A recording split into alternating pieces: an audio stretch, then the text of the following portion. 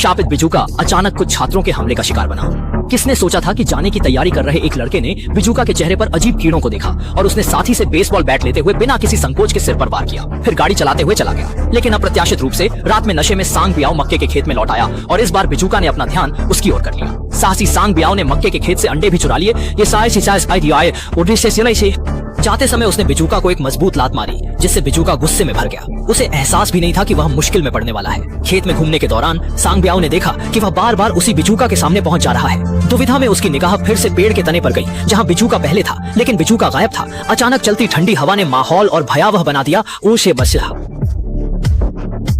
यह देखकर सांग बियाओ लगभग मौके पर ही मरने को था। उसे प्रतिक्रिया करने का समय भी नहीं मिला कि बिजूका किसी चमत्कार की तरह फिर से जीवित हो गया।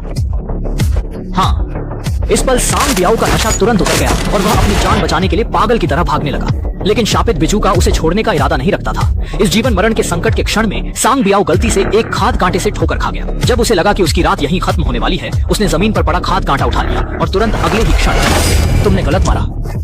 बिजूका ने कौशल से कांटा छीन लिया और पलटवार कर दिया।